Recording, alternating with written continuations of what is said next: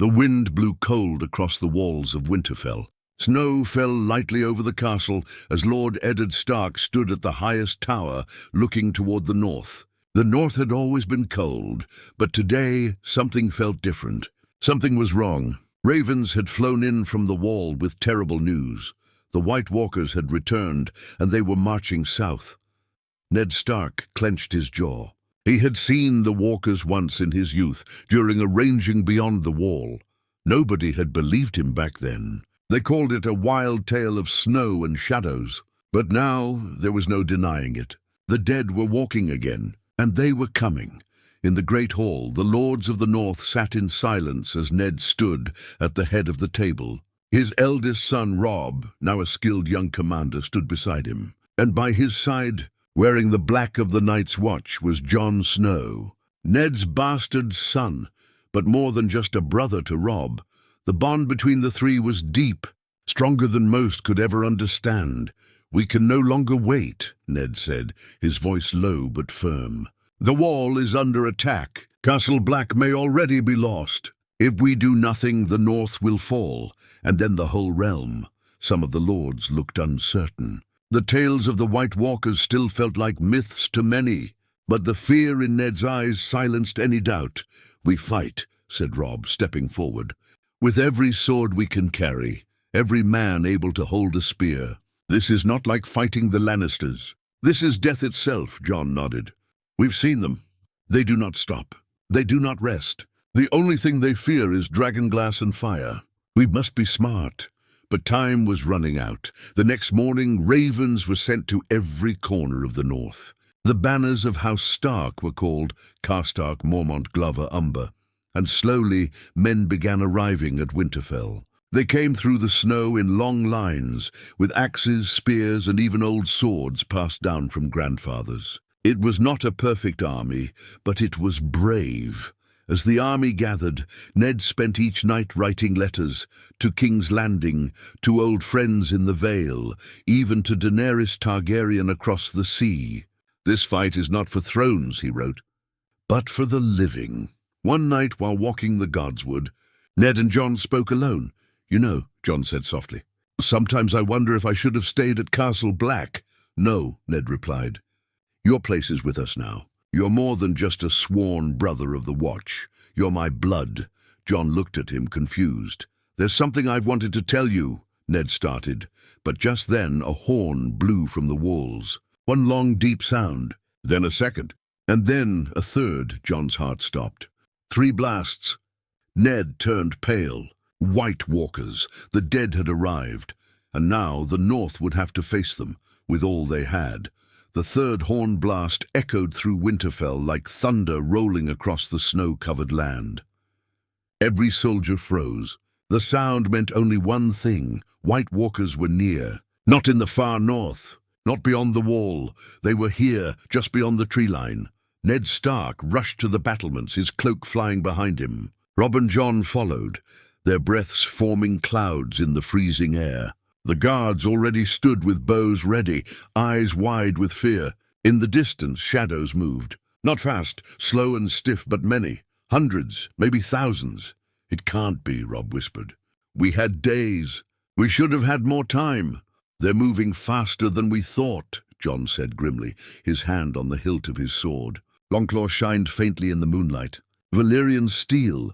The only thing besides dragonglass that could kill a White Walker. The silence was terrifying.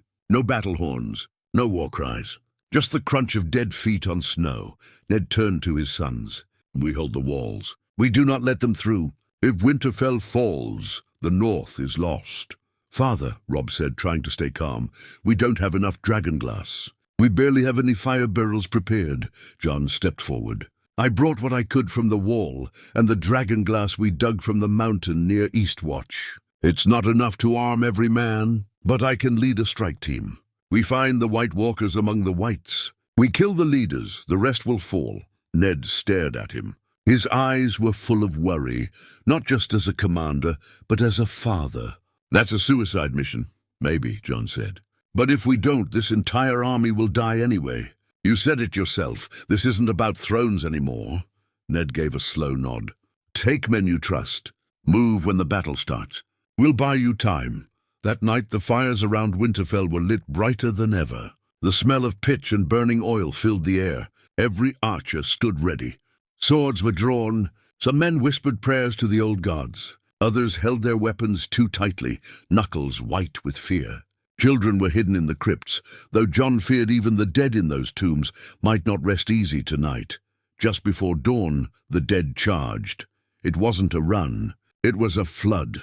Thousands of corpses with blue eyes came crashing through the trees, roaring without breath, their jaws open in frozen silence. The first wave hit the fire trenches, and the air filled with hissing steam and the scent of burning flesh. But they kept coming. Fire slowed them. It didn't stop them. Arrows flew from the battlements. Spears were thrown. Stones rained down. And still, the dead climbed over each other, falling into the flames and crawling out the other side. Winterfell shook with the force of their bodies. Jon, Tormund, Ser Jorah, and a dozen others slipped out a hidden gate. Their goal: find the White Walkers commanding the horde. Robb stood at the main gate, his sword in hand. Grey Wind, his direwolf, stood beside him, growling low. "Hold the line!" he shouted as the dead began slamming against the gates. Ned Stark was everywhere, on the walls, shouting orders, dragging wounded men to safety, setting fire to oil barrels. He fought not like a lord, but like a man who had seen death and refused to kneel. Inside the walls, the fight turned brutal. Whites broke through in small groups. Screams echoed through the courtyard as men were dragged down and torn apart. But the living fought back, setting them alight, hacking them down. Jon's group slipped through the chaos, following the cold trail in the air. Tormund pointed toward the weirwood forest. "They're there. I can feel it." As they neared the trees, the temperature dropped. Even Jon's breath froze instantly in the air. And then they saw them, tall, pale figures on skeletal horses, watching the battle with glowing blue eyes. White Walkers. Jon raised Longclaw. "This is it," he said. "We kill them, or we all die."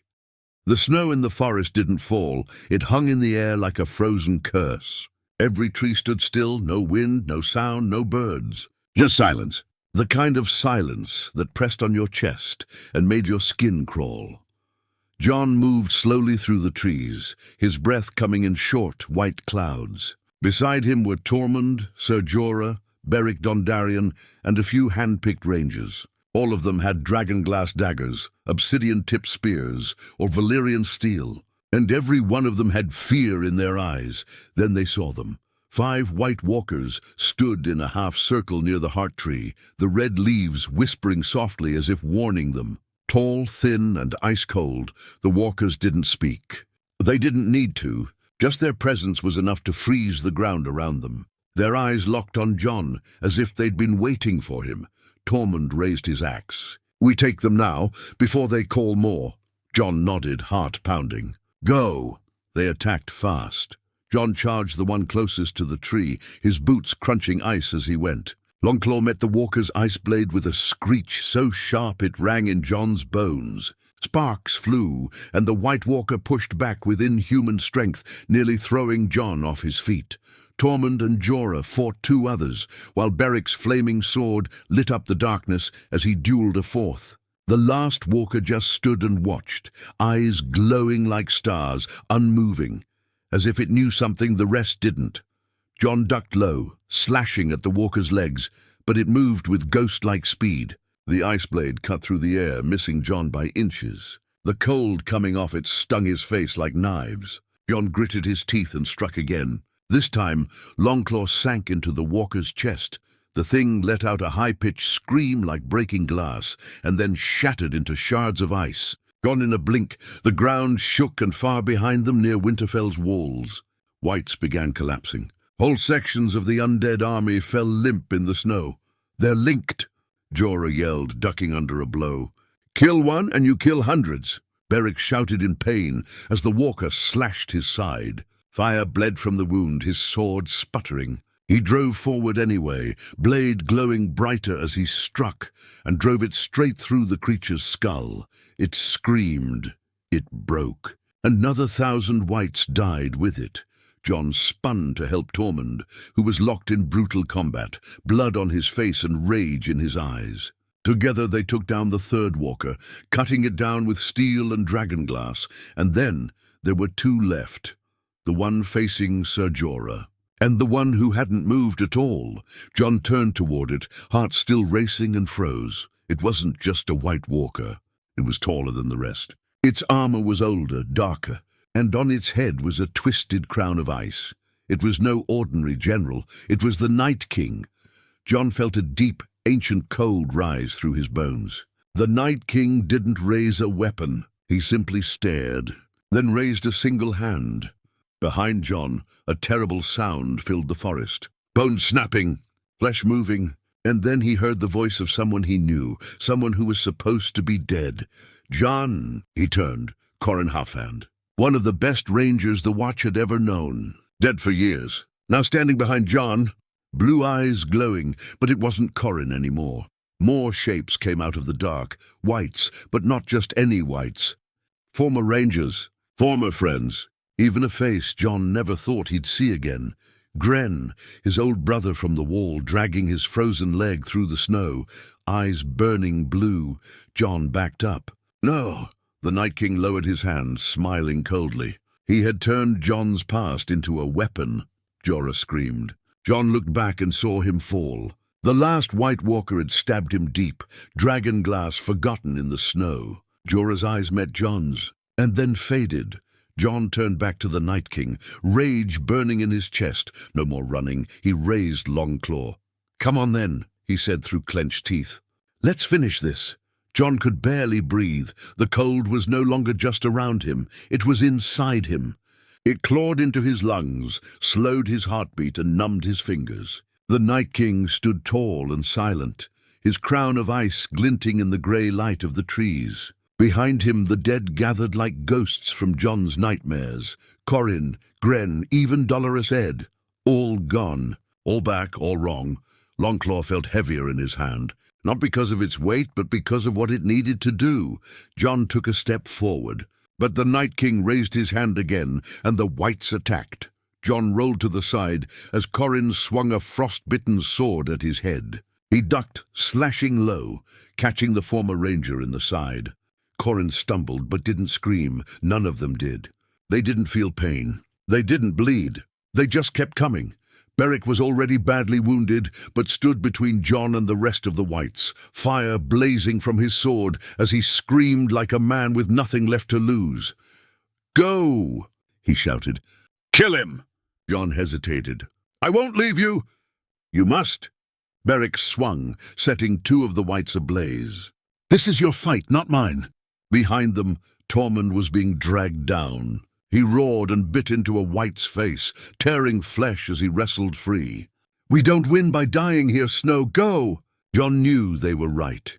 He turned and charged straight at the Night King. The forest twisted around him, and the temperature dropped with every step. He ran through the snow, past bodies, some still moving, twitching like broken dolls. The Night King watched him come with that same empty expression. No fear, no anger, just waiting. John swung Longclaw with all his strength. The Night King raised his blade, blocking it. The clash sent a crack through the air like thunder. John tried again. Another strike. Again blocked. The Night King was fast, inhumanly fast. He moved like mist on ice, barely shifting, yet always in the right place. John's breath came hard. His arms burned. Longclaw was his only hope, and even that was slipping from his frozen fingers, but he wasn't going to stop. With a roar, John drove his shoulder into the Night King, knocking him back slightly. The Night King responded by grabbing John's throat with one icy hand, lifting him off the ground. The cold rushed through John's body like poison. His vision blurred. The Night King leaned closer, face blank. Then for the first time, he spoke. "You were never meant to be king," the Night King whispered, voice like ice cracking on stone. "You were meant to kneel," John gasped, struggling. Then out of nowhere a flash of grey and fury. Ghost. John's direwolf slammed into the Night King from the side, fangs tearing at frozen armor. The Night King stumbled, letting John fall into the snow, gasping for air. Ghost snarled and bit, but the Night King grabbed him by the neck and flung him into a tree. Ghost yelped and didn't move. John rose to his knees, coughing, half-blind. He reached for Longclaw, but the Night King was already on him again. Suddenly, a horn blew in the distance, then another. Not the wall's horn, not Winterfell's. It was deeper, wilder. A new army was coming, and from the trees behind John a massive shadow appeared. A dire wolf, no bigger, a giant, then another. And behind them wildlings, hundreds, and at their front, riding a shaggy horse with a flaming spear in hand. Mira Reed. "We're not late, are we?" she shouted with a grin. The Night King turned as her spear flew through the air. Dragonglass tipped and stabbed him straight through the shoulder. It didn't kill him, but he staggered, cold mist hissing from the wound. The tide had shifted again. Tormund limped over, bloody but alive. Beric was still on his feet, his sword a dying ember. John looked up at Mira and the wildlings, then at the Night King, who had vanished into the trees. He had escaped. Again. But he was hurt now. He could bleed. For the first time, Jon Snow realized something. The Night King wasn't just death. He was afraid of something, and now Jon had to find out what. The battle outside the walls of Winterfell had slowed, but it was far from over. Jon, Tormund, and Mira returned to the castle, leading what was left of their wildling warriors. The Night King had escaped into the night like a shadow, wounded but not destroyed. The White Walkers had fallen back, but thousands of whites still clawed at the edges of the battlefield. Inside Winterfell's courtyard, chaos reigned. Ned Stark's cloak was soaked in blood, not his own. He helped drag a wounded boy into the keep, shouting for the maesters. Robb stood at the main gate, armor dented, sword chipped, eyes bloodshot. Grey Wind growled beside him, stained in gore, his fur torn, but his spirit unbroken. When Ned saw Jon, something shifted in his face. Relief. "And guilt? You're alive," Ned said, pulling Jon into a hug. "Barely," Jon muttered, wiping the dried blood from his cheek. "We found the Night King. I almost had him." Jon paused. "He spoke." That stopped Ned cold. "He spoke?" Ned asked, voice low. Jon nodded. "He said I was never meant to be king. That I was meant to kneel." Ned looked away, jaw tight. Jon noticed. "You know something." Before Ned could answer, the ground trembled. Everyone froze. At first, they thought it was just distant battle, maybe a giant falling. But then came the sound. A deep, rumbling crack from beneath. Then the screaming started from the crypts. Jon and Robb exchanged a glance. "No," Jon whispered. "He wouldn't." Another scream, louder, a woman. Then a guard yelling, "The crypts! The dead are rising." Jon's stomach dropped. The Night King. He knew Winterfell had always buried its dead beneath the castle. Centuries of Stark kings, queens, lords, and ladies rested down there, or had rested. Now they were rising. Jon sprinted toward the stairs leading down. Robb and Grey Wind were right behind him. Tormund cursed and followed. Ned's face was pale, but he drew his sword and joined them. They descended fast, torches flickering in the cold tunnel. As they reached the lower level, they saw them. Whites in stark armor, their bones snapping as they forced themselves from stone coffins. Ancient faces twisted in death. One had no jaw. Another still wore a rusted crown. Children, mothers, warriors. One lunged at Robb. Grey Wind tackled it midair, tearing its head off. But more came. Dozens. Jon pushed forward, slicing through one, then another. "Dragonglass!" he shouted. "Don't use steel. It slows them, doesn't kill them." Tormund smashed one skull in with a hammer anyway. Still fun, though. They reached the inner crypt, the resting place of Lyanna Stark. Her statue loomed above, torchlight dancing on her stone face, and then Jon froze. The coffin next to hers was moving. "No," he whispered. "Please, not him." The lid cracked. A hand reached out, skin pale, fingers bone-thin.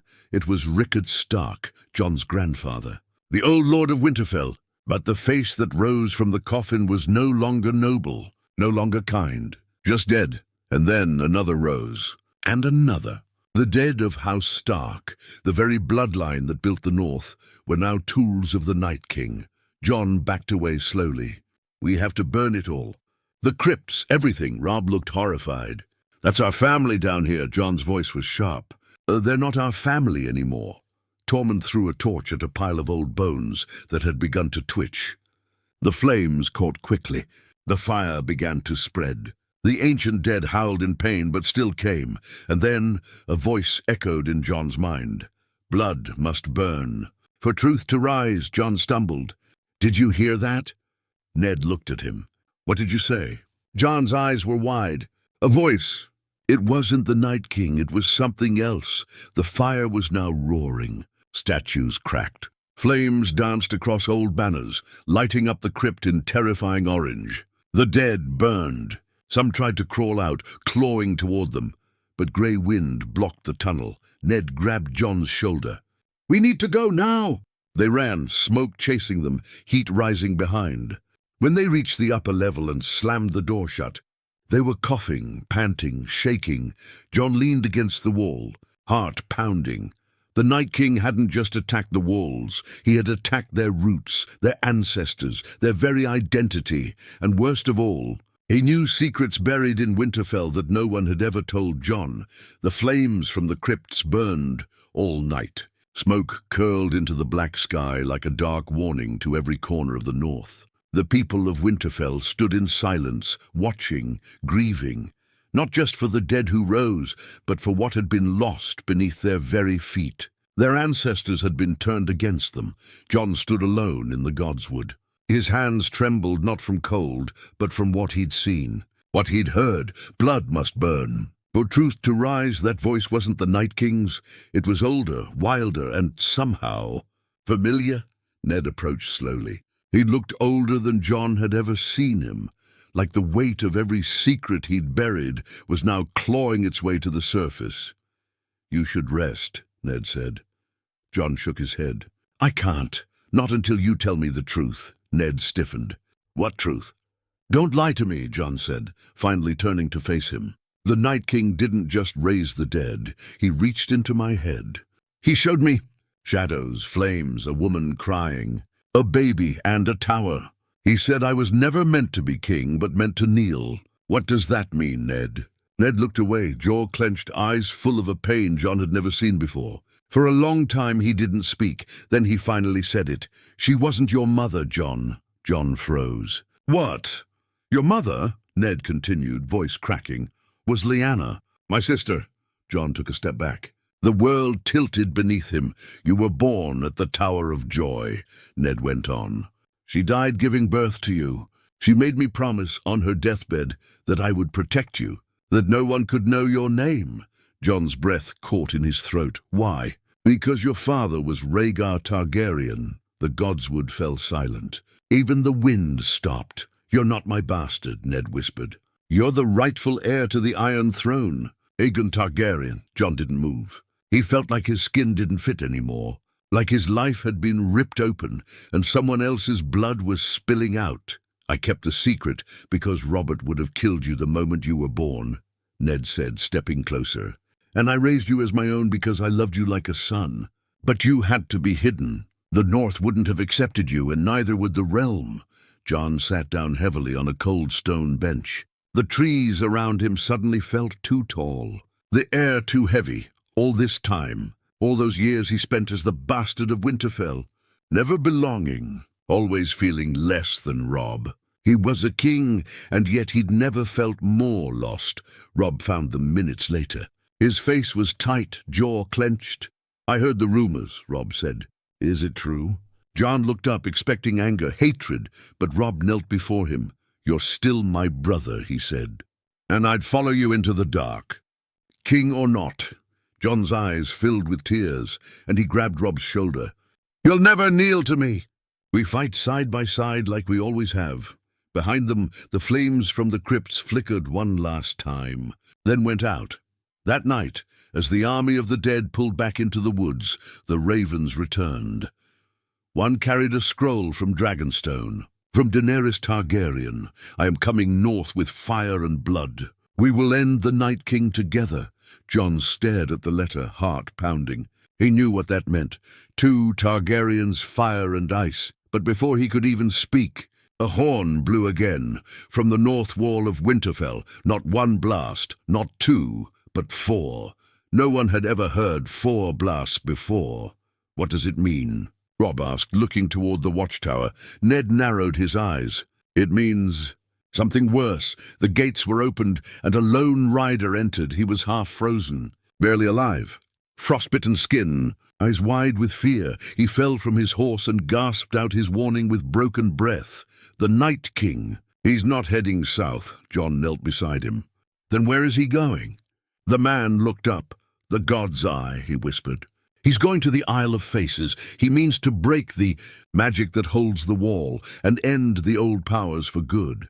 Jon stood slowly. If the Night King reached that ancient place, the source of the world's oldest magic, the wall wouldn't be the only thing that would fall. The realm itself might come undone. The Hall of Winterfell was no longer a place of comfort. It had become a war room of whispers, maps, and sleepless eyes. Jon stood at the head of the long table, staring at a worn-out map of the Riverlands. His hands were clenched on the edge of the wood, knuckles white. Around him stood the most loyal voices left. Robb, Ned Mira Reed, Tormund, Lady Lyanna Mormont, and Ser Davos, who had arrived just that morning with word from Dragonstone. They all knew what the message meant now.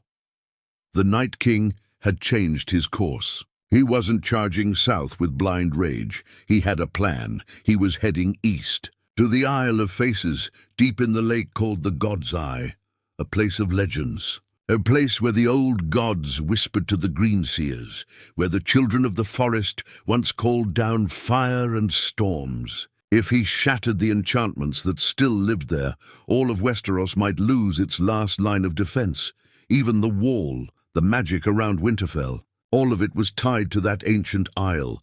We have to stop him before he gets there, Jon said firmly. If he reaches the isle, it's over. Robb leaned over the map. He's here, he pointed, near the ruins of Harrenhal. If we move fast, we can intercept him at the Trident. Ned's face was tight with worry. We'll have to leave Winterfell unguarded, Tormund shrugged. Doesn't matter if we keep the castle if the rest of the world dies. Ser Davos nodded. We'll march by dawn. My men from Dragonstone will meet us at the Twins. Daenerys will bring the dragons from the east. The last war is coming. Jon's mind was still swirling, not just with battle plans, but with bloodlines, betrayal, and truth. He was Aegon Targaryen, and Daenerys was his aunt. That alone would be hard enough to carry. But he could already feel the eyes around the table changing. Some of them looked at him differently now, not with loyalty, but calculation. After the council broke apart, Jon found himself alone in the Godswood again. The same place where his truth had cracked open. The trees whispered with every breeze, but they offered no comfort. Ned approached, quiet as always. There's something I need to ask, Jon said without turning. Something you never told me. I told you your name, Ned replied softly. What more do you need? I need to know what that makes me, Jon whispered. What I'm supposed to be. Ned sighed and sat beside him on the stone bench. You're still the same boy I raised. You're still my son. But I'm not, Jon snapped, pain leaking through his voice. I'm the blood of the dragon. I'm heir to the throne. I don't want it, Ned, I never did. But now everyone's looking at me like I'm a banner they can follow or tear down. Ned placed a hand on his shoulder. Then give them something else to believe in. Not a crown, not a name. Give them hope. Show them that blood doesn't decide who we are. Choice does, Jon nodded slowly. But deep down, something was changing inside him. Not anger, not pride, just fire. Later that night, as the army prepared to move out, Robb was in the armory checking weapons when a voice startled him from behind. I hear the South already sing songs about your brother, said a low voice. Robb turned. It was Lord Royce, a minor northern bannerman. He'd fought bravely at the wall, but now there was something different in his eyes. They say Aegon Targaryen is a hero, the true king. A dragon reborn, Royce said. But what about you, Robb? The young wolf who defended the north. Will your story be forgotten? Robb narrowed his eyes. I don't care about songs, but others do, Royce said darkly. Be careful, my lord. Love for a bastard is one thing. Loyalty to a dragon, That's another. Robb watched him leave, something uneasy tightening in his gut. That night, as the army marched out of Winterfell, snow falling in heavy sheets, Jon rode beside Robb at the front. The direwolves ran ahead. Behind them, thousands of men moved like shadows on the road. But not all shadows were loyal, and deep in the trees behind them, a raven circled once, and then flew south, carrying a scroll with one name scratched in blood-red ink. Aegon lives. The Isle of Faces rose from the center of the God's Eye like a wound in the world. Thick fog covered the lake, turning the water black. Ancient weirwood trees crowded the island, their red leaves bleeding into the sky, whispering in voices no one could understand. This was no place for men. It was the last home of the old gods, and now the battlefield for the fate of the living. Jon Snow stood on the edge of the rowboat, sword strapped to his back, eyes locked on the island ahead. Robb was beside him, silent. Ned followed in the boat behind them, grey wind and ghost, tense and growling low. Above, the sound of wings thundered through the sky. Drogon and Rhaegal circled, their screeches shaking the trees. Daenerys rode Drogon, her silver hair snapping in the wind. She was not smiling. She hadn't smiled since Viserion fell to the Night King. They had arrived just in time. The Night King was already there. He stood at the heart of the island, beneath the oldest weirwood, its face carved with a mouth twisted in silent agony. Around him, White Walkers formed a circle, chanting in a language not heard in 1,000 years. The ground cracked beneath them. The air turned to smoke. Magic, deep old magic, was being torn apart. If the tree fell, the wall would fall with it, and the last line between the dead and the living would vanish. Jon and his force landed on the shore. Archers! On the bank, Ned ordered. Shield wall around the godswood. We hold him here! Daenerys flew low, Drogon breathing fire across the tree line, incinerating whites that had already begun to rise from the swampy earth. But they were endless. Jon and Robb charged into the trees, cutting through the first line of undead. Jon's blade burned with cold light. Robb fought like a ghost himself, silent, fast, deadly. Grey wind and ghost tore through the dead at their heels, and then Jon saw him. The Night King stood alone beneath the tree, the rest of his army fighting to protect him. But he wasn't just standing now, he was changing. Blue flames rose around him. His crown of ice melted and formed again, taller now, sharper. He raised both hands, and the ground of the isle split open. From it rose something older, something worse. A creature of shadow and bone, its body wrapped in rotting vines and its eyes glowing red. It was not a man, not a walker. It was the source, the first of his kind, Mira whispered. The one the children made. The Night King's heart, Jon understood. If we kill that, we kill him. But reaching it was another thing. As they pressed forward, Robb suddenly gasped. Stumbling, Jon turned in horror. A spear had gone through his side, not from a White Walker, from behind. Jon's eyes widened. Lord Royce, you should have died a bastard, Royce growled, blood dripping from the tip of his blade. The North bows to wolves, not dragons. He lunged again, but Jon was faster. Longclaw slashed once, and Royce fell lifeless. Jon dropped beside Robb, blood poured from his side. Grey wind howled. I'm sorry, Jon whispered.